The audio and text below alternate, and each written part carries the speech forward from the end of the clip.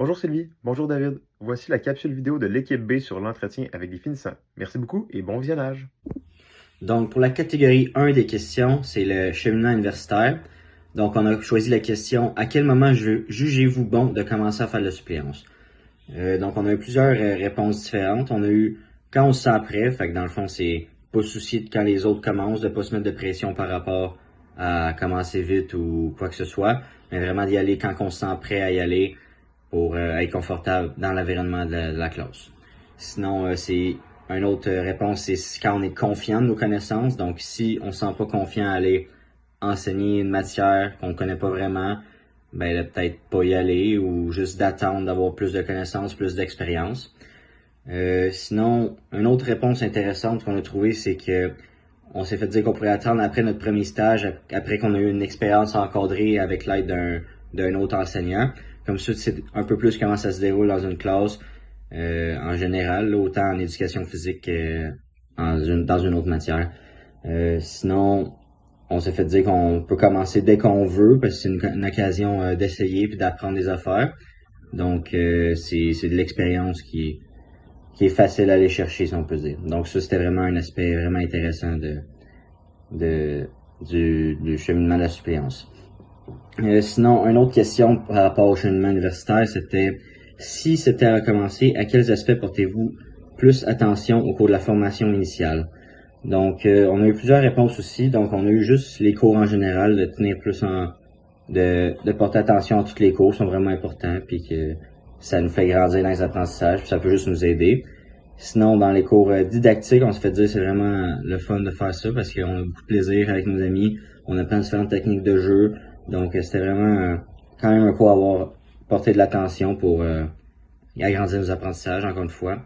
Sinon, on se fait dire que le cours de biologie puis le cours d'anatomie, c'était vraiment important de porter attention parce que c'était pas des cours faciles, donc il faudrait vraiment écouter pour appréhender la matière. Sinon, une réponse que j'ai vraiment beaucoup aimée, c'était le cours de piscine, de porter attention à ça, puis même de forcer d'y aller parce que il y a beaucoup d'écoles secondaires qui demandent que les enseignants aient de la formation en piscine. Donc, c'est vraiment plate que si c'est ça que tu veux aller au secondaire, mais que t'as pas ta formation en piscine, ben, c'est sûr que c'est vraiment pas l'idéal, là, parce qu'il faudrait que tu ailles le faire ailleurs que l'école.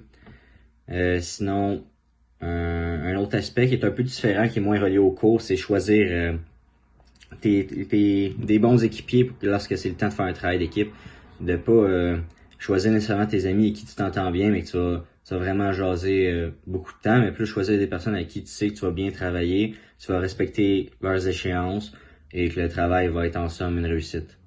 Donc ça, c'était vraiment des aspects qu'on a tous trouvé intéressants par rapport au cheminement universitaire pour notre équipe. Donc, pour ce qui est de la catégorie 2, donc les aspects généraux en lien avec les stages, les finissants nous ont dit que pour bien se préparer à un stage, il fallait absolument connaître son milieu. Il fallait connaître l'endroit de l'école, il fallait connaître le professeur, il fallait connaître aussi son maître de stage, puis connaître le matériel pour savoir ce qu'il y a et ce qu'il n'y a pas dans le gymnase. Puis il fallait aussi agir comme des éponges, donc prendre peu importe les commentaires qu'on se fait dire, qu'on les trouve pertinents pour nous ou non. Donc de tout prendre, puis de pouvoir les utiliser pour faire une rétrospection sur notre stage. Par la suite, ce qu'ils ont trouvé le plus facile et ce qu'ils ont trouvé le plus difficile lors de leur stage, le plus facile, c'est d'aller chercher le lien avec l'élève. Ils nous ont dit que c'était ce qui était le plus simple, puis que même lorsque c'était terminé les stages, il y avait beaucoup de peine. Par contre, ce qui était le plus difficile, c'est faire la planification pour différents groupes, pour différents sports. Puis aussi, ils nous ont parlé de la difficulté par rapport à trouver un bon partenaire de stage. On avait 3 finissants, puis sur 3, il y en a un seul qui nous disait comme quoi que ça avait comme bien été avec son partenaire. Donc, je pense que ça peut être plus compliqué si ça fonctionne moins bien avec notre partenaire de stage. Puis, il faut aussi pas se fier à une manière d'enseigner, donc qu'on n'adhère pas. Donc, il faut pas se bloquer à ça. Puis, c'est quand même difficile lorsque notre professeur qu'on suit en fait tout au long du stage agit pas de la manière que nous on aurait agi. Donc, ils nous ont parlé comme quoi que c'était très difficile d'adhérer à un style d'enseignement qui n'était pas le leur. Donc, voilà. Moi, je vais vous parler de la catégorie 3, qui est la gestion de classe lors des stages.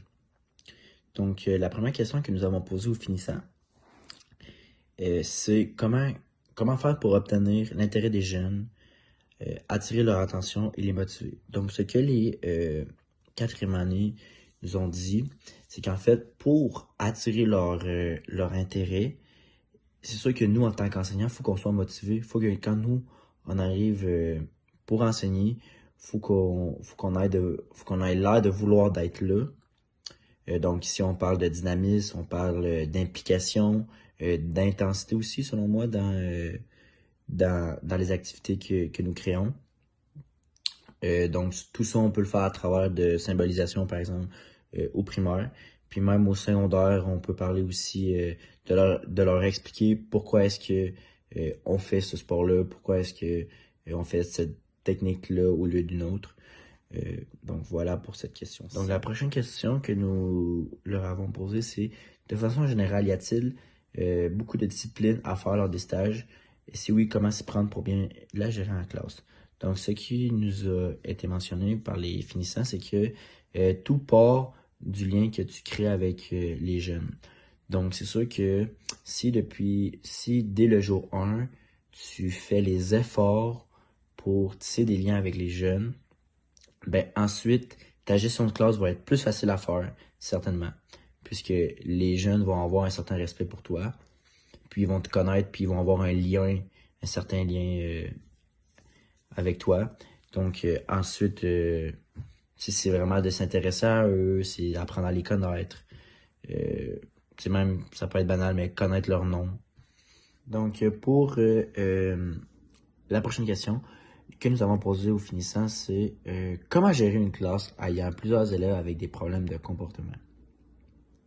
Donc, ce qu'ils nous ont annoncé, c'est que si on installe dès le premier jour un cadre strict, avec des règles claires et concises, c'est sûr que les jeunes vont rentrer dans ce cadre-là, puis il faut que nous, en tant qu'enseignants, on le respecte. Donc, au niveau de notre gestion de classe, on va avoir beaucoup plus de facilité même avec ce type de clientèle. Puis aussi, je pense que eux aussi, ils vont sentir un certain cadre. Fait que, selon moi, ils vont sentir une certaine sécurité aussi. Puis nous, en tant qu'enseignants, je pense que ce type d'élèves, faut qu'on les traite comme tout autre élève et non commencer tout de suite à être peut-être moins indulgent avec eux, puisqu'on sait qu'ils ont peut-être on a moins de patience avec ce type d'élèves, si on pourrait dire. Puis justement, faut pas non plus se désintéresser, puis non plus couper le lien avec eux, puisque c'est peut-être une clientèle qui vient un petit peu plus nous chercher. Donc pour la dernière question que nous avons posée aux finissants, c'est perdre ou être sur le point de perdre patience envers un des élèves. Est-ce que ça vous est arrivé?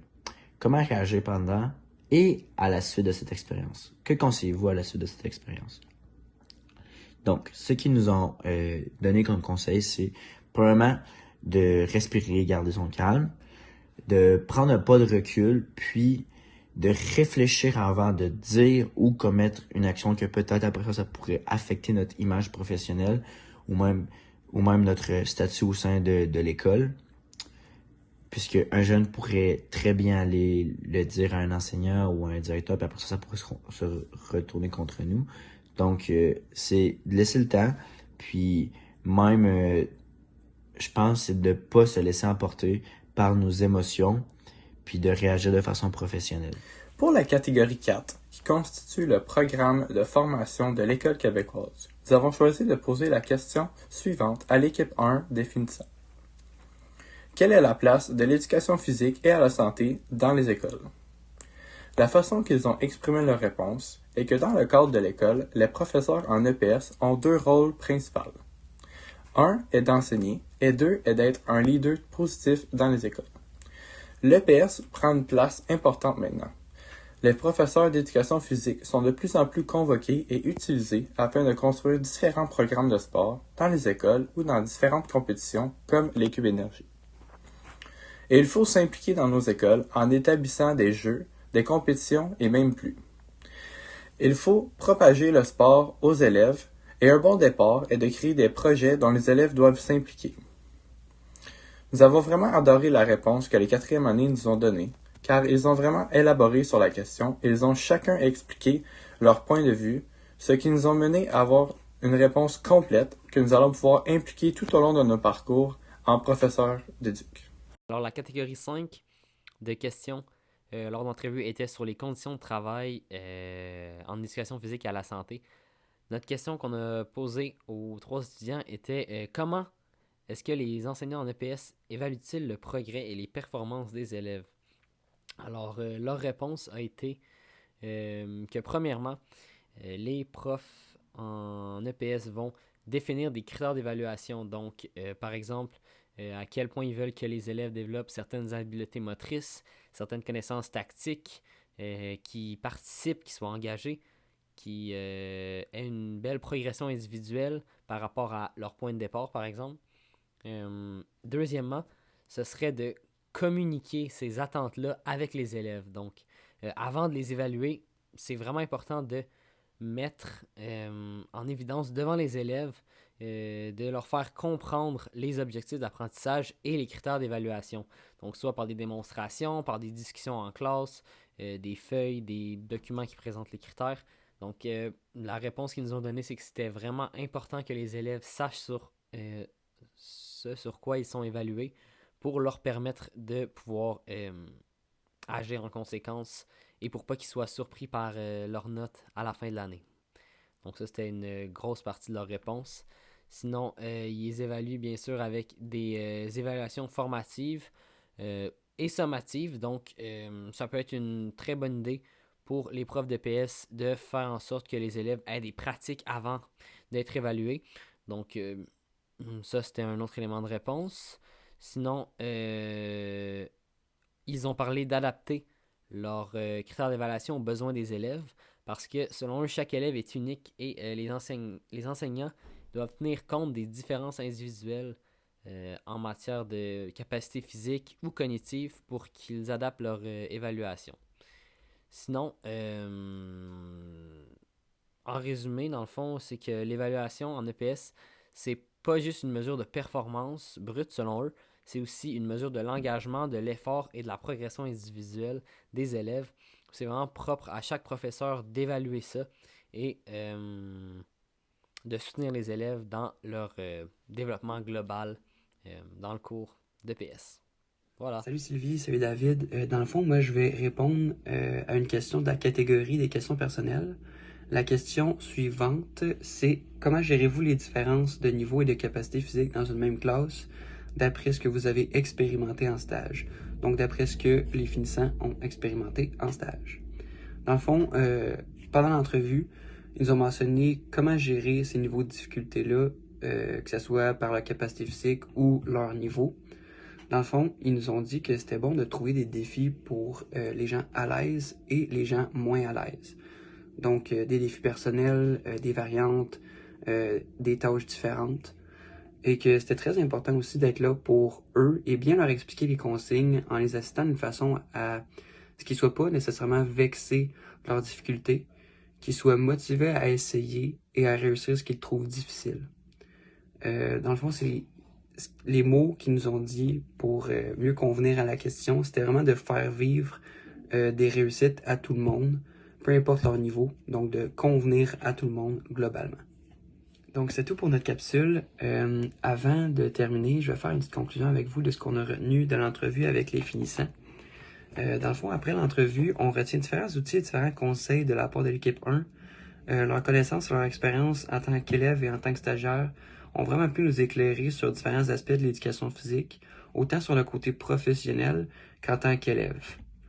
On croit que cette entrevue-là, elle nous a vraiment permis de comprendre le terrain et le milieu de l'éducation physique, mais aussi de savoir et comprendre quel type d'enseignant on est pour l'instant et comment se développer de façon à devenir un meilleur enseignant et à s'améliorer en tant que futur professionnel de l'enseignement en éducation physique.